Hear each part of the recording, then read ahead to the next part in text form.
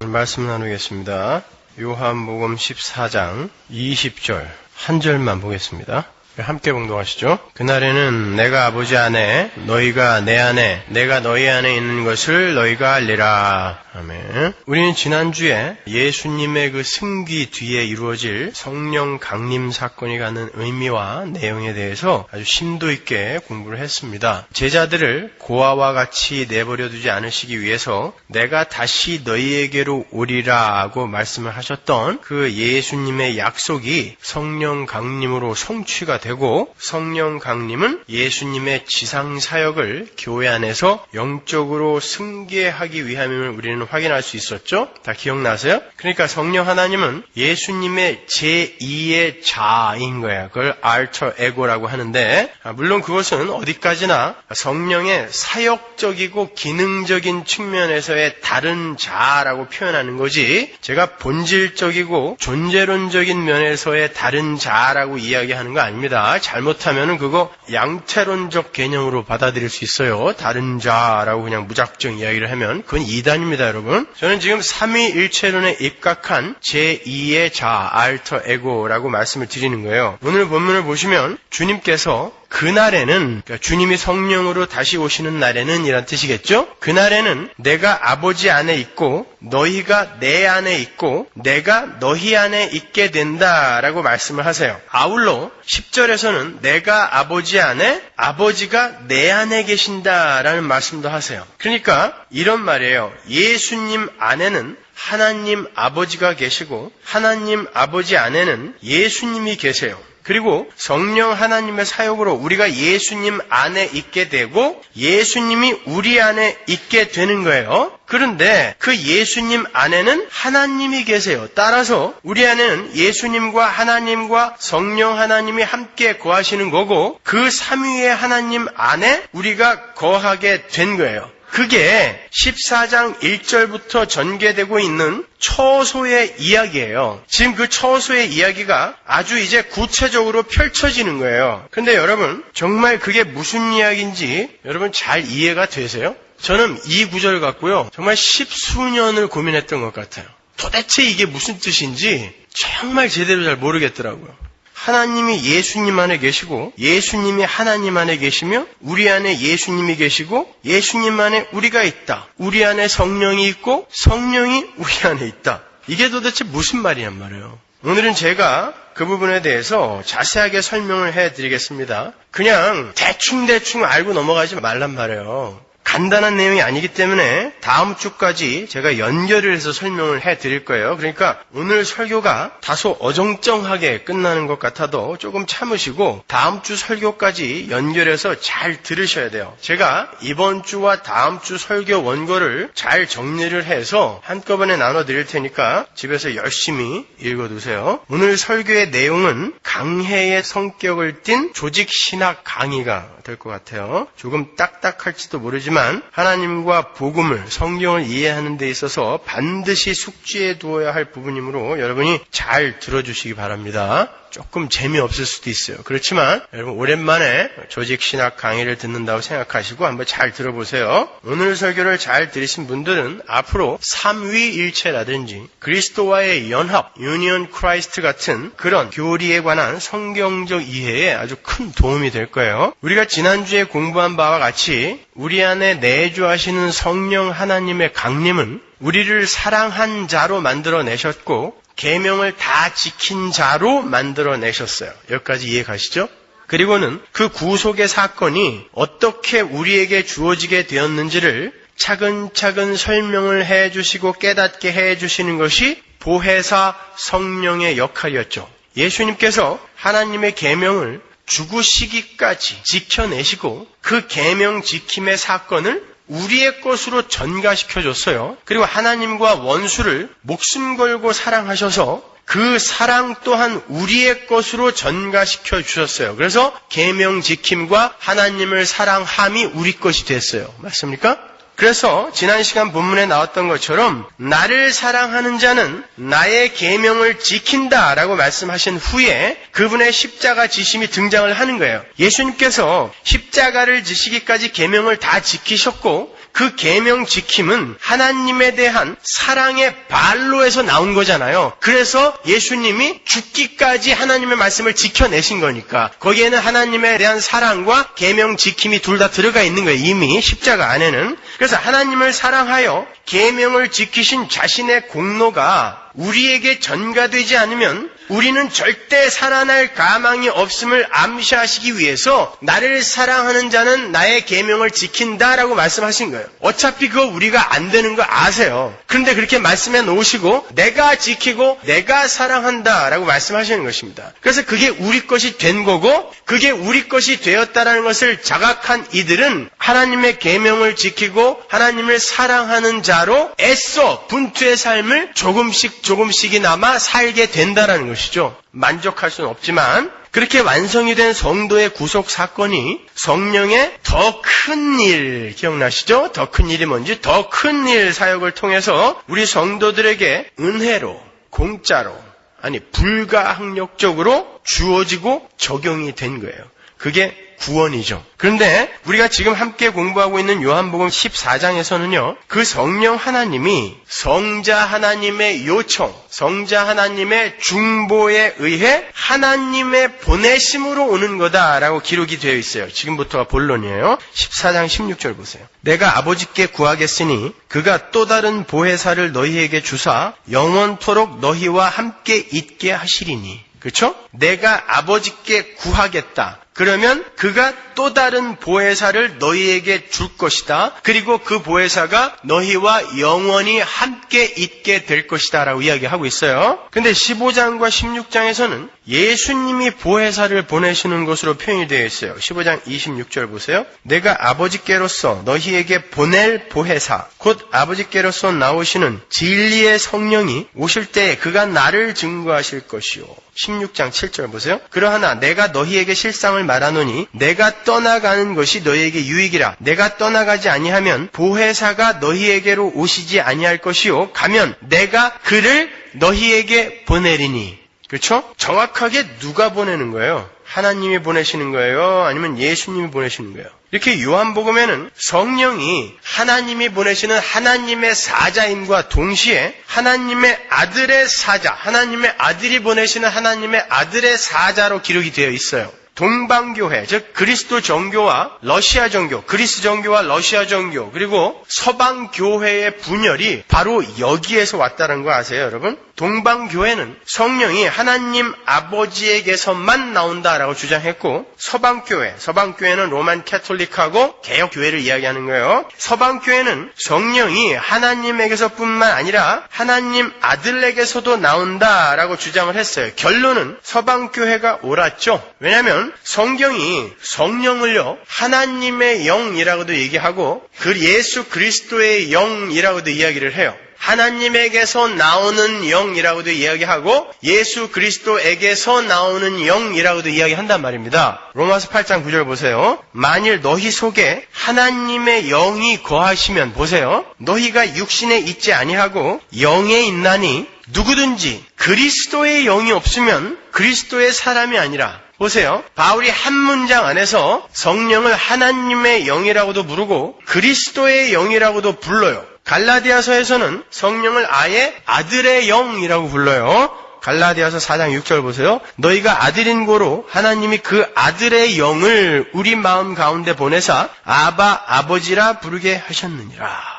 성령이 예수 그리스도의 영이에요. 성부 하나님의 영이에요. 그러니까 성령은 아버지 하나님이 보내시는 분이시기도 하면서 아들이 보내시기도 하시는 분이에요. 다른 말로 성령은 하나님의 영이면서 동시에 아들의 영이시기도 하신 거예요. 그러니까 여러분 유물론적 관점으로 성경을 읽으면은 절대 이해가 안 돼요. 이런 건 완전한 모순이잖아요. 뿐만 아닙니다. 우리가 조금 전에 읽은 것처럼 분명 요한복음 14장 16절에서는 성령 하나님이 영원토록 제자들과 함께 계신다라고 하셨는데 마태복음 28장에서는 예수님이 우리와 영원히 함께 계신다라고 이야기를 하세요. 20절 보세요. 볼지어다 내가 세상 끝날까지 너희와 항상 함께 있으리라 하시니라. 우리 안에 영원히 함께하고 계신 분이 누구예요? 우리 안에 성령이 계신 거예요? 예수님이 계신 거예요?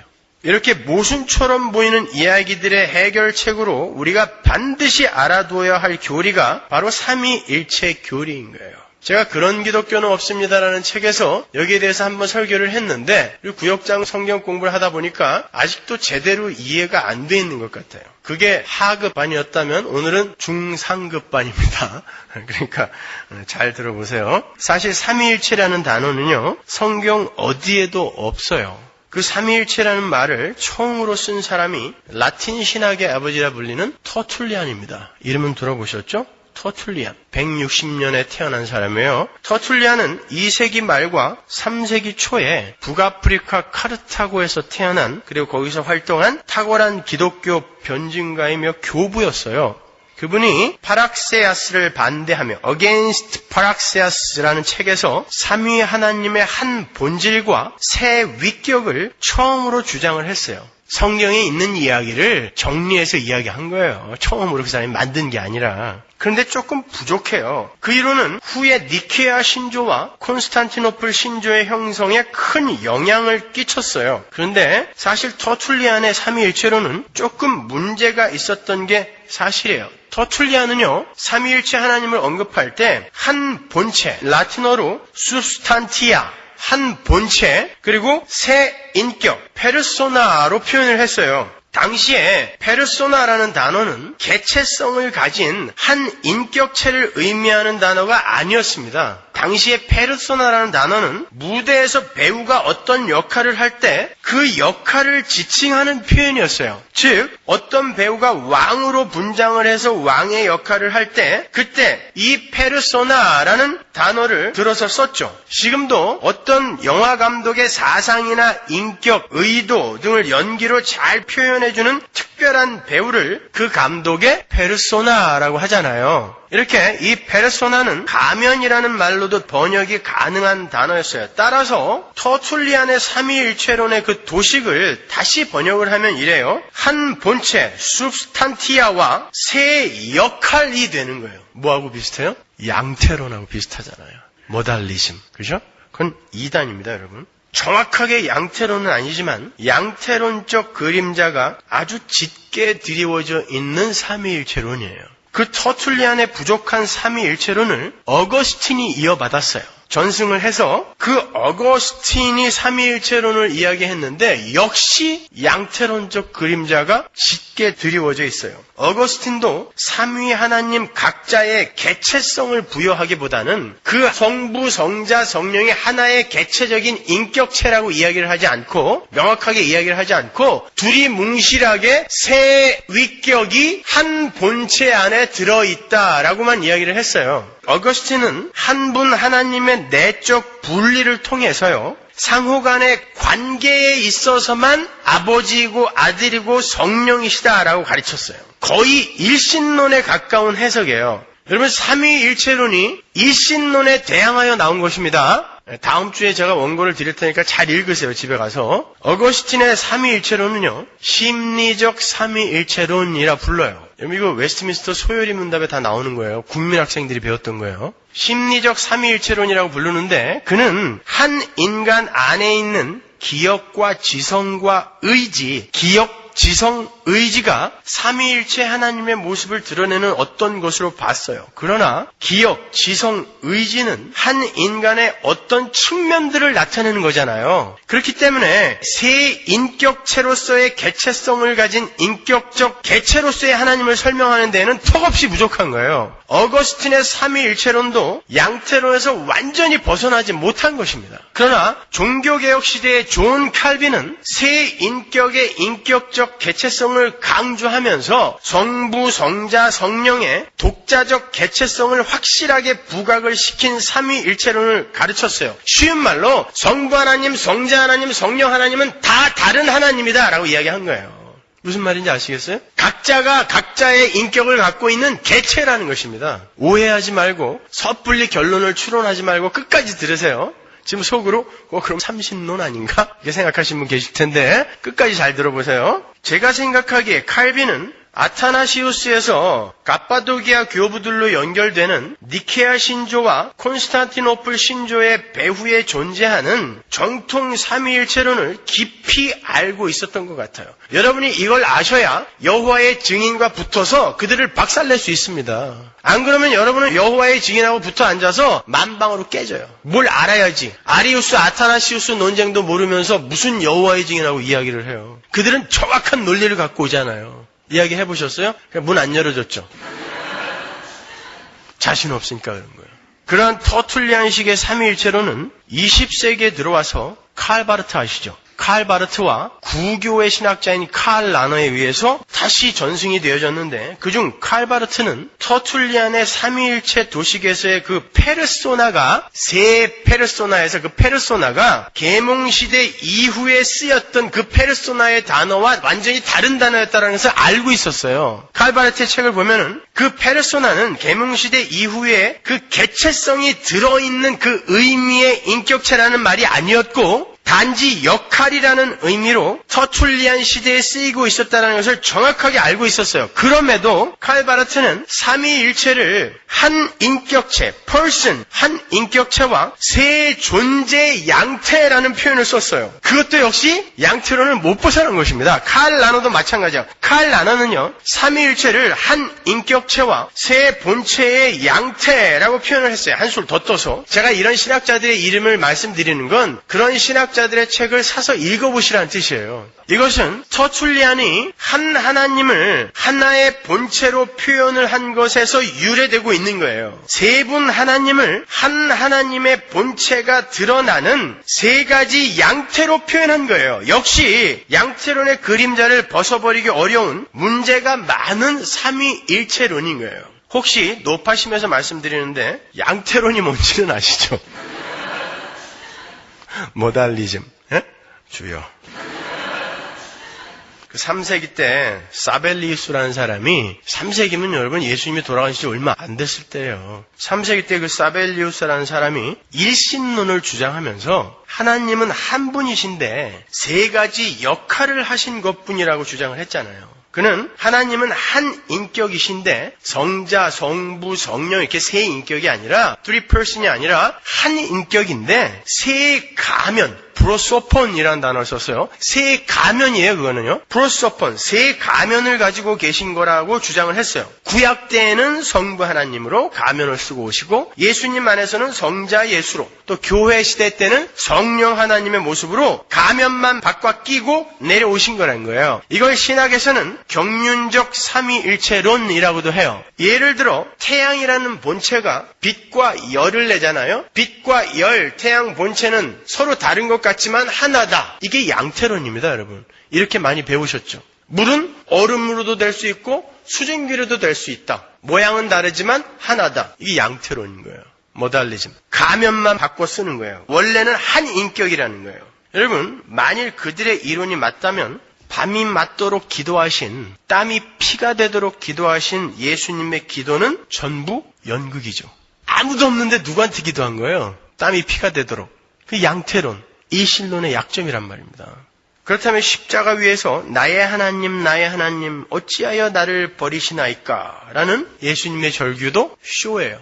그렇잖아요. 하늘에는 아무도 없어요. 그분이 지금 내려와 있단 말입니다. 가면을 바꿔 쓰고. 뿐만 아니라 그들의 주장대로 예수님과 하나님의 인격이 동일한 거라면 십자가에 달리신 예수님은 누구에게 제물로 바쳐진 거예요? 그리고 그 제물을 누가 받고 우리를 용서했죠? 보세요. 성경이 하나하나 막혀가요. 그죠? 그리고 우리가 공부하고 있는 요한복음 14장, 15장, 16장은 그 양태론에 근거하여 이해를 하면 하나도 이해가 안 돼요. 또 다른 보혜사, 그건 뭐냔 말이에요. 예수님이 또 다른 보혜사를 보낸다 그랬는데 자기가 올라가서 가면만 받고 쓰고 내려온다는 뜻이에요? 아니지 않습니까? 누가 누구를 보내는 것도 전부 가짜고 예수 그리스도의 중보 사역도 아무런 의미가 없는 게 되고 말아요. 예수님이 내가 아버지께 구하여 아버지로부터 성령을 보내게 하시겠다 그랬는데 그게 전부 의미 없는 말이 되잖아요. 양태론이라면 예수님께서 세례를 받으실 때 들렸던 아버지의 목소리, 또 변화산에서 들렸던 아버지의 목소리, 이는 내 사랑하는 아들이요 내 기뻐하는 자라 너희는 그의 말을 들으라. 예수님이 복화술 하신 거예요? 입 딱 다물고? 아니잖아요. 예수님이 아래 내려와 계셨는데 누군가가 말씀하셨단 말입니다. 완전히 인격적 개체성이 이 삼위 하나님 안에 들어있단 말입니다. 여러분. 그건 여러분이 명확히 구분을 하셔야 돼요. 이제 양태론이 이해가 가세요? 제가 조금 있다가 삼신론하고 삼위일체론 안에서 인격적 개체성과의 차이가 뭔지를 설명을 해드릴게요. 일단 제가 이끄는 대로 잘 따라만 와보세요. 이렇게 세 분 하나님의 인격적 개체성을 인정하지 않고 하나님은 한 분이다에 매여서 일신론적 관점을 버리지 못하는 한 전부 이 양태론에 걸리게 된단 말입니다. 스데반이 죽을 때 하나님 우편에 서 계신 예수 봤는데 그건 너무 아파서 착각한 건가요? 분명히 둘을 봤단 말입니다. 우리는 한 분 하나님을 믿어요. 맞습니다. 한 분 하나님을 믿어요. 그분은 전능하사 천지를 창조하신 분이에요. 맞습니다. 그러나 세 인격이에요. 제가 올바른 삼위일체론에 대해서 이제 설명해 드릴게요. 제가 보기에 성경적 삼위일체론을 가장 잘 정리를 해놓은 신조가 니케아 콘스탄티노플 신조예요.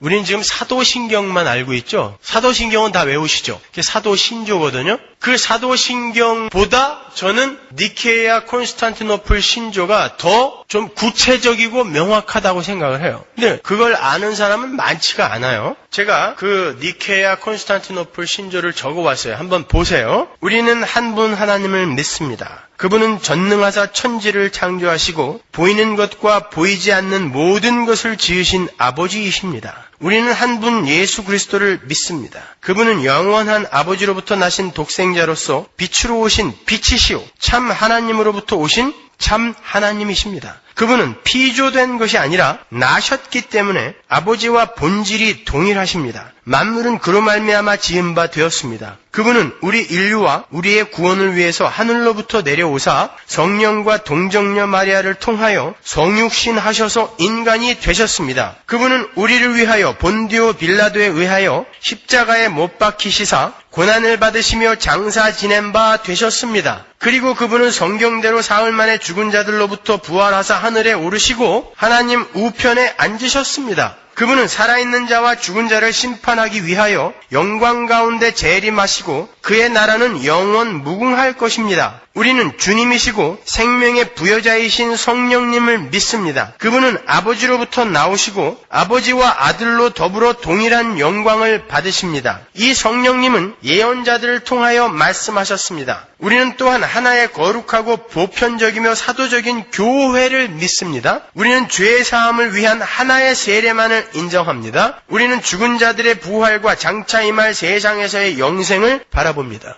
성부, 성자, 성령의 사역에 대해서 구체적으로 이야기를 하고 있는데 그 세 분이 각각 공히 영광과 예배를 받아 마땅한 완전한 인격체로서의 하나님이라고 기록을 하고 있어요. 사도신경과 아주 흡사하죠. 그런데 특이한 것이 하나님은 하나라는 개념이 이 안에는 들어가 있지 않아요. 사도신경도 마찬가지예요. 오히려 성부 하나님과 성자 하나님 그리고 성령 하나님을 전부 개별적 본체로서의 하나님으로 본단 말이에요. 이 신조가 만들어진 니케아 공유회에서는 예수님을 하나님의 피조물로 가르쳤던 아리우스가 이단으로 정죄되었던 회예요. 아리우스는 예수 그리스도를 가리켜서 영원 속에서 창조된 피조물로서의 하나님이라고 이야기를 했어요. 하나님이긴 하나님인데 영원 속에서 창조된 하나님이라는 거예요. 그러니까 성부 하나님, 성자 하나님, 성령 하나님이 이 역사와 시간 속에서는 늘 함께 계셨는데 영원 속에서는 성자 하나님이 없던 어떤 때가 있었다라는 거예요. 그러니까 성자 하나님은 하나님에 의해 어느 시점에서 창조가 되었다라고 우겼던 것입니다. 거기에 대해서는 제가 다음 주에 자세하게 설명을 해드리겠지만 예수님이 하나님과 동일한 본질을 가지신 인격적 개체라는 게 무너져 버리면요. 하나님에 의해서 피조된 피조 하나님이라는 것을 우리가 받아들이게 되면 우리의 구원은 성립이 안 돼요. 제가 다음 주에 자세히 설명해 드릴게요. 거기에 대해서는. 그래서 이단인 거예요. 여러분 여호와의 증인들이 예수님을 아리우스처럼 이야기하죠. 여호와의 증인들은 예수님을 하나님이라 인정하지 않습니다. 그리고 여러 가지 성경 구절들을 대는데 말도 안 되고 터무니없는 것들을 구절로 갖다가 들이밀어요. 저희 교회 설교를 여호와의 증인들이 꽤 많이 듣고 있어요. 저한테 이메일을 자주 보내는 분도 서너 분이 돼요. 여호와의 증인에 아직도 다니시는 분들이. 그분들이 들으면은 굉장히 분노하시겠지만 할 수 없어요. 그러한 신론, 신관을 갖고는 절대 구원 못 받습니다. 그러한 이단들의 주장을 일축하는 신조가 바로 이 니케아 콘스탄티노플 신조였던 거예요. 그래서 이단에 대항하던 교부들과 학자들이 신조를 통하여 예수님도 하나님과 동일한 본질을 가지신, 그러나 인격적이며 개체적인 본체로서의 하나님임을 강력하게 밝혔던 거예요. 신조로 만들어서. 그러니까 정리를 하면 성부와 성자와 성령은 동일한 권능과 동일한 위엄과 동일한 신성을 지닌 다른 본체를 가지신 한 본질의 하나님인 거예요. 그게 올바른 삼위일체론이에요. 그 세 하나님은, 제가 세 하나님이라는 위험한 표현을 썼는데 잘 들으세요. 세 하나님은 서로에 대해서 열등하거나 종속적일 수 없어요. 물론 사역적 측면에서는 종속 이론을 적용할 수 있어요. 그건 내가 다음 주에 설명해 드릴게요. 신성에 있어서 똑같은 권능과 위엄을 지니고 있으면서 사역적 측면에서는 종속적일 수가 있어요. 그러나 본질적인 의미에서 절대 종속적일 수는 없어요. 그런데 터툴리안이나 오리겐도요, 성자의 성부 종속론의 그 문제점을 때때로 드러내곤 해요. 헤르만 바빙크의 개혁주의 신론이라는 책을 보면 거기에 대해서 아주 자세하게 나와 있어요. 안토니 후쿠마의 인간론이나 구원론, 그리고 헤르만 바빙크의 개혁주의 신론, 이런 것들은 여러분 잘 읽어두셔야 돼요. 그런 걸 읽다 보면 제 책이 얼마나 쉬운지 아시게 될 거예요. 근데 여러분 반드시 읽으셔야 돼요. 성경만 읽으면 됐지 굳이 그런 것까지 왜 읽어야 되냐. 성경을 올바로 읽기 위해서 여러분이 잘 공부를 해 두셔야 돼요. 나는 자신 없다 싶으면 제가 다 읽고 설명을 잘 해드리는 거니까 잘 들으세요. 듣지도 않고 읽지도 않으면 어떻게 해요? 그러니까 늘 똑같아. 늘 제자리 걸음이에요. 성부와 성자, 성령의 각 위 사이에는 종속적인 면이 전혀 없고 위격적 엄위의 차이가 전혀 없어요. 동일한 인격체예요. 동일한 개체예요. 이 니케아 신조와 콘스탄티노플 신조 사이에 열렸던 362년에 알렉산드리아 회의에서 고대 교회의 삼위일체론의 초석을 놓은 아주 중요한 항목이 결정되는데, 현대의 신학자들은 바로 이 알렉산드리아 회의의 삼위일체론을 정설로 받아들여요. 저도 개인적으로 터툴리안의 삼위일체 도식이나 칼바르트나 칼 라너의 삼위일체 도식보다 이 알렉산드리아 회의의 삼위일체 도식이 성경적으로 정확한 삼위일체 교리를 설명하고 있다고 저는 생각해요. 그 기본 도식이 뭐냐면 하나의 본질, substance, 우시아라고 해요. 그 하나의 본질과 세 실체, subsistance인데 그걸 헬라어로 휘포스타시스라고 그래요. 제가 그 휘포스타시스에 대해서는 여러 번 설명해 드렸었는데, 여기서 세 실체, 휘포스타시스는 페르소나, 가면, 역할, 이런 단어하고는 완전히 다른 단어예요. 그 휘포스타시스는 독립적이며 인격적인 개체를 뜻하는 단어예요. 그 알렉산드리아 회의에서 그 삼위일체론에 쓰인 그 단어가 바뀌었어요. 페르소나에서 휘포스타시스로 바뀌었어요. 근데 휘포스타시스는 완전히 독립적이며 인격적인 개체란 말이에요. 그러니까 성부 하나님, 성자 하나님, 성령 하나님은 완전히 독립적인 개체이면서 한 본질을 갖고 있다는 의미에서 하나님은 하나다라고 이야기하는 거예요.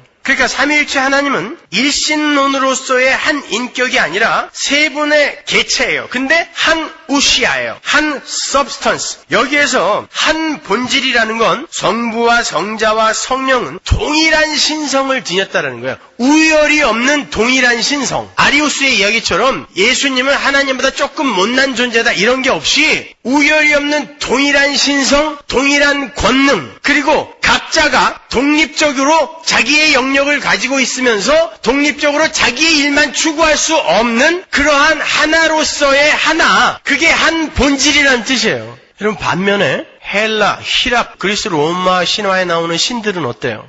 성부 하나님, 성자 하나님, 성령 하나님처럼 mutual indwelling, 서로 내주하면서 이분의 뜻이 이분의 뜻이고 이분의 능력이 이분의 능력이고 그 동등한, 동일한 능력, 동일한 뜻, 동일한 의지를 갖고 있다는 뜻이에요. 그렇게 mutual indwelling을 하면서 절대 의견이 갈릴 수 없는 연합되어져 있는 그런 상태가 아니라 각자의 영역 안에서 도교에도 나오죠. 천신, 수신, 지신 각자의 영역이 있죠. 각자의 영역 안에서 때로는 자기의 이익을 위해 충돌하기도 하는 신, 그런 게 삼신론이란 말입니다. 그러나 인격적 개체로서 명확하게 구별이 되지만 절대 충돌이 없고 분열이 없고 각자의 영역을 추구하느라 뜻이 갈릴 이유가 전혀 없는 동일한 우열이 없는 신성과 능력과 성품을 갖고 계신 그러한 하나로서의 하나님을 삼위일체라고 하는 거예요. 그건 일신론하고는 다른 것입니다, 여러분.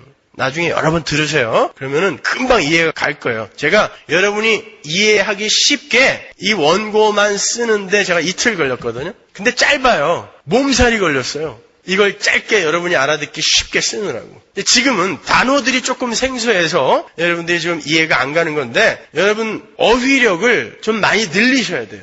우리가 보통 사람들이 책을 지지도 안 읽는 보통 사람들이 쓰는 그 단어와 어휘만을 갖고 그 엄청난 복음을 다 이해할 수 있다고 생각하시면 안 돼요.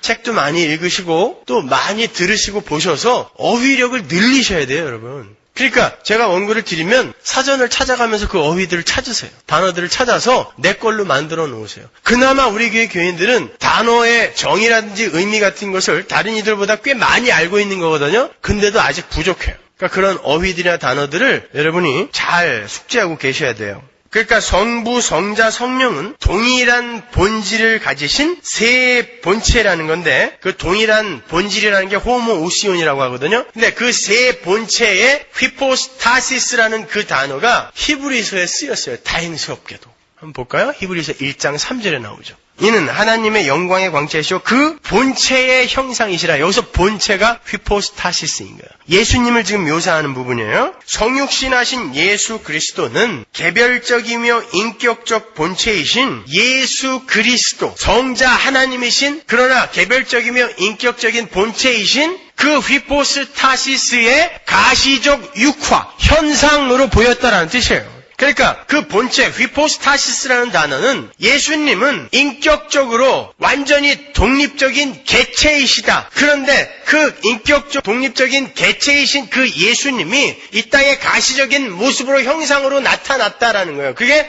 본체의 형상이란 뜻인 거예요. 따라서 하나의 본질이며 세 실체, 휘포스타시스라는 표현은 성부, 성자, 성령으로 계신 세 하나님은 동일한 신성과 권능을 지닌 같은 하나님을 선포하는 신조인 거예요. 그렇게 세 본체이면서 three hypostasis이면서 하나의 본질, 하나의 원우시아라는 개념을 아주 훌륭한 한 단어로 요약하여 잘 표현한 사람이 남의 세계 요한이라는 사람인데요. 지금부터 제가 조금 더 쉽게 설명해 드릴게요. 아직까지 좀 헷갈리시죠, 그죠? 그는 하나님은 성부, 성자, 성령으로 계시고 이 세 하나님은 본질이 같은 하나님이신데 이 세 하나님은 상호 통제, 이 상호 통제와 함께 하심으로 하나됨을 유지하고 계신다고 가르쳤어요. 이 상호 통제라는 단어, 이런 단어도 여러분이 제가 한문으로도 써놨거든요. 그러니까 나중에 이게 무슨 뜻인지 사전을 잘 찾아보세요. 그가 세 분 하나님의 하나됨을 가리키는 단어로 상호 통제라는 단어를 썼는데 그 단어가요, 헬라어로 뭐냐면 페리코레시스예요. 이 단어는 여러분이 필히 외워두셔야 돼요.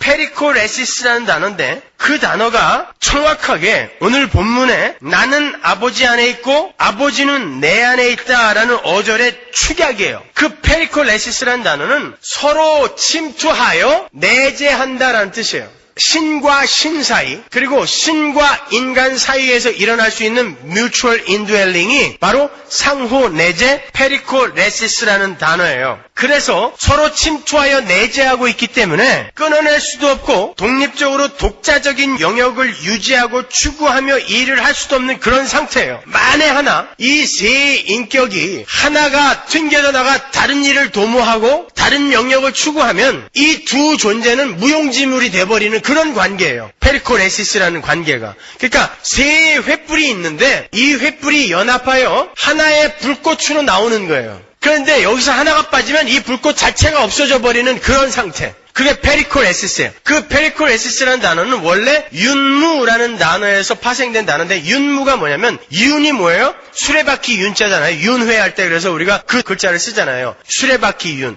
그러니까 윤무가 뭐냐면 서로 손을 잡고 둥글게 원을 만들어요. 그리고는 도는 거예요. 돌면서 즐겁게 춤을 춰요. 즐거운 일을 하는 거예요. 돌면서. 근데 이게 눈에 보이지 않게 빠르게 돌면 어떻게 될까요? 각자 개체가 손을 잡고 돌아가고 있지만 하나가 되겠죠. 옛날에 어렸을 때 읽었던 이솝 이야기에서 돼지들이 그렇게 빨리 돌았더니 햄이 됐던가요? 뭐 하여튼 그런 이야기 있었잖아요. 그죠? 그때 제가 햄을 한 번도 못 먹어봤을 때인데 그 동화를 읽으면서 얼마나 햄이 먹고 싶던지, 정말 돼지들이 이렇게 빨리 돌면 햄이 되는가 굉장히 궁금했던 적이 있어요. 이놈의 기억력은 4살 때 본 것도 기억이 나니 뭐. 네, 그런 거예요. 페리콜에시스는 윤무예요. 동그랗게 모여 서서 원을 그리면서 돌면서 춤을 추는데 이 여럿이 하나의 목적과 하나의 일을 성취해내는 거예요. 근데 이 중에 하나가 빠지면 원이 깨져버려요. 그게 상호통제라는 단어의 의미예요, 여러분. 상호 침투하여 들어와서 내재하는 관계. 근데 여러분, 제가 다음 주에 설명해 드릴 건데, 다음 주에 할 거 되게 많네요. 그 관계 속에 우리가 들어갔어요. 삼위 하나님이 손을 잡고 춤을 추시는데, 잠깐만, 여기 하나 껴주자 하고 교회를 그 사이에 껴줬어요. 같이 돌아가는 거예요. 그래서 내가 너희 안에라는 말이 등장하는 것입니다. 여러분, 교회가 그래요. 여러분이 하나님의 그 삼위일체 속으로 초청받아 들어간 거예요. 그래서 하나님 나라에 가면 여러분이 예수님과 공동 상속자가 되는 거예요. 여러분, 이런 엄청난 복음을 알고 있는 이들이 세상에 지금 이 시대의 신비주의와 기복주의에 빠져서 그런 것들만을 기독교의 목적지인 양 생각하고 있다는 게 얼마나 안타깝습니까? 우리는 삼위 하나님의 윤무, 페리콜에시스로 초청받아서 지금도 같이 돌고 있어요. 여러분 안에 누가 계세요? 성령, 예수 그리스도가 계시죠. 지금 상호 통제가 이루어진 거죠. 들어와 있어요. 여러분 안에 예수가 들어와 있다는 건 예수 안에 여러분이 들어가 있다는 말과 똑같은 말이거든요. 지금 뮤추얼 인듀얼링이 된 거죠. 그죠? 네. 지금 그런 상태를 누리고 있는 분들이 사업이 조금 망했다고, 내가 병이 걸렸다고, 내 소원이 좀 안 들어졌다고, 내 비전과 야망이 묵살됐다고 하나님을 원망할 수 있냐고요. 오히려 하나님은 너희들이 바로 그 페리콜에시스 윤무 속으로 들어왔다라는 것, 그것을 깨달았다면 그것으로 굉장히 기쁘고 행복할 텐데 정말 그것만으로 행복하니? 라고 물으시는 차원에서 그런 것들을 잠시 뺏어갈 수도 있어요. 그 상황에서 우리의 존재가 폭로되는 거죠. 나는 여전히 이런 존재구나. 내지는 그럼에도 불구하고 그렇게 죽을 만치 괴롭지는 않네. 왜? 나에게 소망이 있으니까. 이렇게 우리를 진단해 가시는 거예요. 그게 인생입니다, 여러분. 근데 무슨 꿈꾸는 자가 오고 형통의 원리를 상속하고 이게 뭐예요 도대체. 성경을 전부 그리로 연결을 해버리면 이 엄청난 복음은 자리를 잡을 수가 없단 말입니다. 얘기를 하면서도 좋아 죽겠네요, 그냥. 네? 우리 안에 하나님이 들어와 계시고 그 관계가 영원히 취소될 수 없다라는 이 현실 앞에서 우리가 무엇으로 좌절하며 무엇으로 실패를 하겠습니까? 여러분? 잘 이기시란 말이에요. 힘들고 어려울 때마다 여러분은 약을 드셔야 되는데 신약과 구약을 드셔야 돼요. 그거 이외에는 약이 없어요. 네? 약이 없어요. 그 복음을 올바로 이해한 사람은 아주 빨리, 다른 이들보다 아주 빨리 회복이 돼요. 분명합니다, 여러분. 그러니까 여러분이 잘 배우셔야 되는 거예요. 여기에서 여러분이 하나라는 개념이 제안하는 것을 잘 이해하고 계셔야 되는데 거기에 대해서 제가 조금 더 설명해드리고 마칠게요. 삼위일체론에서 한 하나님, 세 인격체라는 표현을 쓸 때 하나와 그 셋을 같은 평면에서 다루면 여러분 절대 이해 못합니다. 그걸 같은 평면에서 다루게 되면요, 하나가 셋이 되고 셋이 하나가 되는 수학적으로 용인될 수 없는 괴상한 모순의 결과가 초래돼요. 그래도 믿음으로 받아들이지 뭐. 그러지 말란 말이에요. 얼마든지 해결될 수 있는 건 해결을 해야죠. 삼위일체론에서 하나가 지칭하는 것은 하나님은 목적이 다를 수 없고 독자적 계획이 있을 수 없으며 신성과 능력과 엄유의 본질에 있어서 똑같다는 의미에서 전체 하나님을 지칭하는 하나예요. 세 인격, three hypostasis는 그 전체 하나님을 이루고 있는 각 인격체로서의 개체로서의 세 분 하나님. 이제 조금 이해가 가세요, 여러분? 그런 의미에서 한 하나님 세 hypostasis라고 이야기하는 거예요. 그게 삼위일체예요. 별로 힘들지 않잖아요.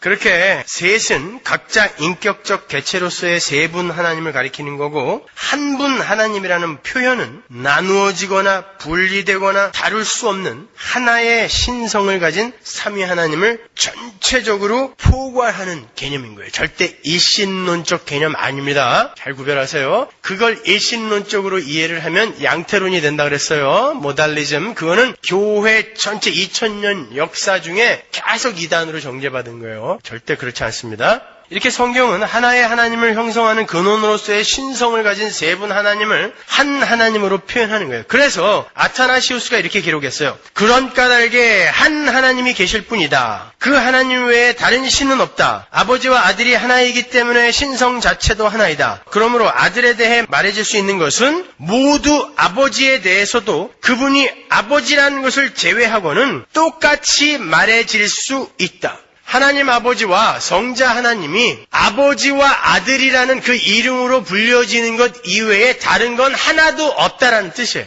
쉬운 말로. 성부와 성자와 성령은 각기 다른 인격체지만 한 하나님이시고 거룩한 하나의 삼위일체 하나님의 역사를 한 가지 역사를 세 분이 같이 만들어 가신단 말입니다. 그래서 우리의 구원도 세 분이 나누어서 오시는 것처럼 보이게 만드신 거예요. 그러니까 한 가지 일을 절대 반대할 수 없는 세 분이 동일한 뜻을 가진 세 분이 같이 이루어 가시는 거예요. 그래서 하나예요. 그러나 일신론은 아니다라는 거예요.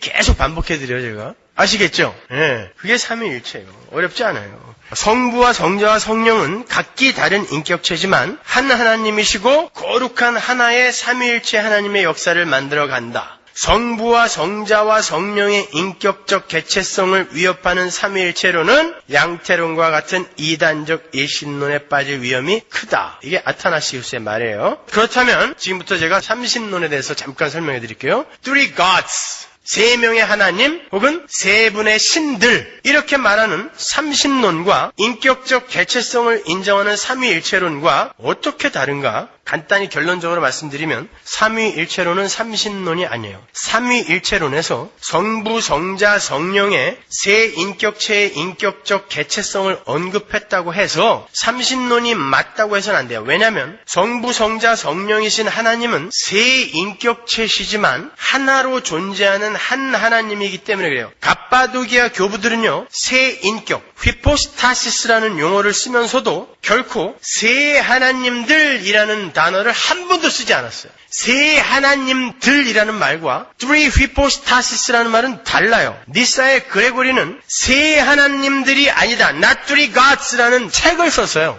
그래서 그레고리는 우리는 성부이신 하나님, 성자이신 하나님, 성령이신 하나님이라고 말하지만 결코 세 하나님들이라고 말하지 않는다라고 분명히 밝히고 있어요.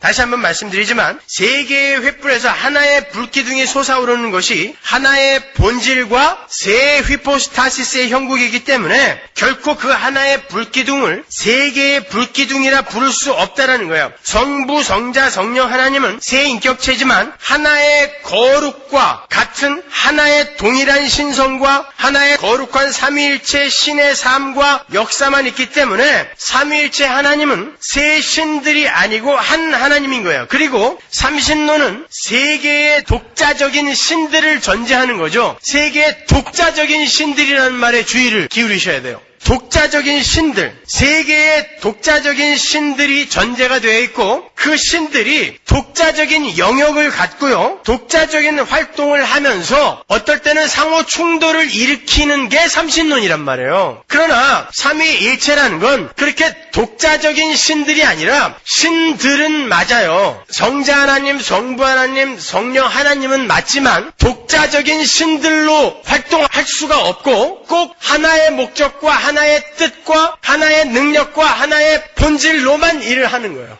힘들어.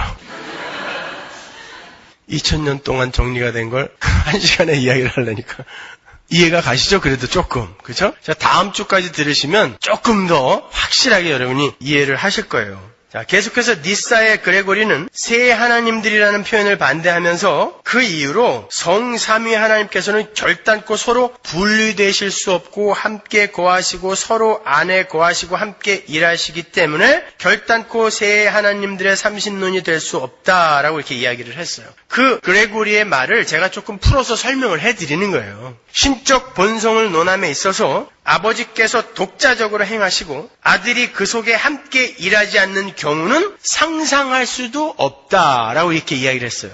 그리고 성령과 관계없이 아들이 행하시는 일이 있다는 것 역시 상상도 할 수 없다. 삼신론하고 이 삼위일체하고 어떻게 다른지 조금 이해가 가시죠? 예. 그에 의하면 성령의 모든 일은 아버지로부터 아들을 통해 이루어지는 거예요. 그런데 그건 하나의 물줄기 같은 것이라서 이걸 따로 뗄 수가 없다라는 거예요. 그래서 한 일을 한 하나님이 하신다라고 이야기를 한다라는 것입니다. 그러한 의미에서 한 하나님인 거예요. 그러니까 성령의 활동 속에는 아버지와 아들이 함께 거하고 아들의 활동 속에는 아버지가 함께 거하고 이렇게 상호 통제 그런 상태에서 일을 한단 말이에요. 그래서 예수님이 성육신하여 이 세상에 내려오셨는데도 내 안에 아버지가 계시고 아버지가 일을 하신다. 그리고 우리가 서두에 읽었던 것처럼 예수가 성령을 보낸다라고 이야기하고 하나님이 성령을 보낸다라고 이야기하고 교회 안에 성령이 영원히 계실 것이다. 아니다. 예수 그리스도인 내가 영원히 있을 것이다. 이렇게 막 이야기를 하는 거예요.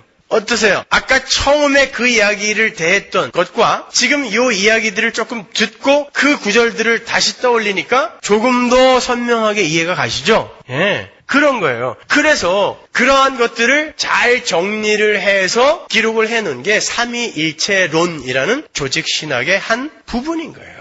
그래서 삼위일체론, 삼위일체라는 말은 성경에 없지만 이런 것들을 전부 정리를 해서 삼위일체론이라는 것을 만들어 놓은 거죠. 그래서 그게 우리가 그걸 배우고 성경의 다른 부분들의 이해를 용이하게 하는 거예요.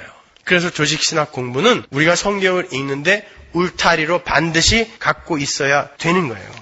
삼신론의 또 하나의 중요한 오류는 삼신론은 세 신들의 독자성이 전제되어 있기 때문에 그 세 신 중 그 어떤 신도 모든 것을 규정하는 존재가 될 수 없어요. 그렇잖아요.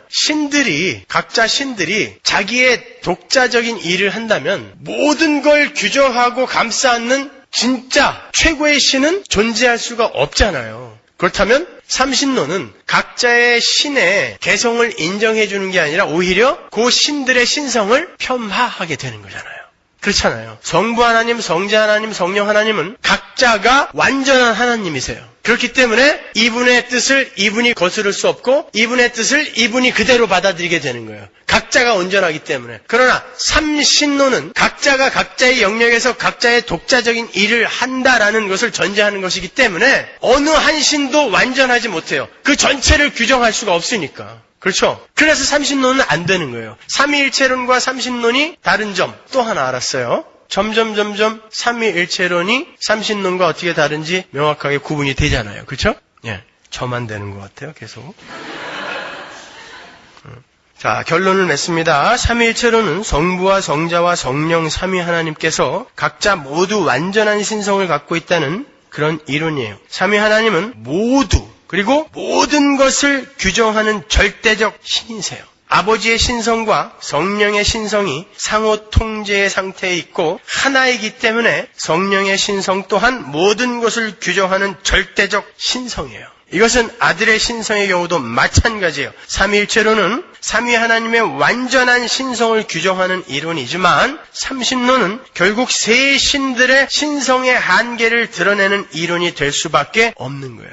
그러니까 페리콜레시스가 없으면 삼신론이 되는 거예요. 그런데 삼위 하나님은 페리콜레시스, 윤무의 상태로 뮤추얼 인듀얼링 하기 때문에 삼신론이 아니라는 거예요. 그러나 각자가 인격적 개체라는 것입니다. 그러니까 지금 이 삼위일체론은 누가 만들어낸 것도 아니고 사도들과 성경의 기자들이 가르쳤던 그 가르침을 신학적으로 체계화해 놓은 것뿐이에요.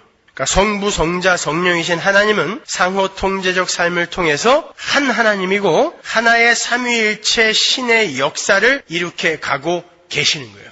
큰 뼈대는 이제 잡히신 거예요. 그죠? 하나의 일, 절대 반대가 있을 수 없는 어떤 일, 그 일을 세 인격이신 하나님이 일을 해 가시는데 각자가 인격적 개체이면서 완전한 하나님이세요. 그런데 상호 뮤추얼 인드웰링, 페리콜레시스 하시면서 뱅글뱅글 돌면서 하나가 일하는 것처럼 그렇게 한 목적과 한 열매를 만들어낸다는 의미에서 하나라는 거예요. 제가 오늘 설명을 굉장히 잘한 것 같은데 여러분이 이해를 잘 못하신 것 같아서 굉장히 안타깝습니다. 다음 주에 제가 이 원고를 드릴 테니까 잘 읽으시고 다음 주도 잘 들으시고 요 삼위일체론에 있어서만큼은 여러분이 흔들리지 말아야 돼요. 그래서 여호와의 증인을 딱 만나거든 한번 붙어보자 이런 정도가 되셔야 돼요. 그래서 아리우스, 아타나시우스 논쟁부터 시작해서 니케아, 콘스탄티노플 신조까지 쫙 얘기해 주면서 너 이거 알아? 이렇게 좀 얘기를 해 주세요. 그냥 문 두들기면 안 열어주려고 막 안에서 꽉 붙들고 뭐 이상한 거 물어볼까 봐. 실력을 키우세요. 실력을. 다음 주에는 이 삼위일체 하나님께서 어떻게 초월과 내주, 그건 굉장히 다른 건데 초월과 내주를 유지하시고 그리고 이루어내시며 우리의 구원과 하나님 나라의 완성에 기여하시는지를 제가 조금 설명해드리고 그 삼위일체 속으로 초대받은 교회에게 쏟아부어진 그 은혜에 대해서 공부를 하도록 하겠습니다. 오늘 본문을 다시 한번 읽고 마치도록 하죠. 요한복음 14장 20절 우리 큰 소리로 함께 합독하겠습니다. 그날에는 내가 아버지 안에 너희가 내 안에 내가 너희 안에 있는 것을 너희가 알리라. 아멘. 기도하겠습니다.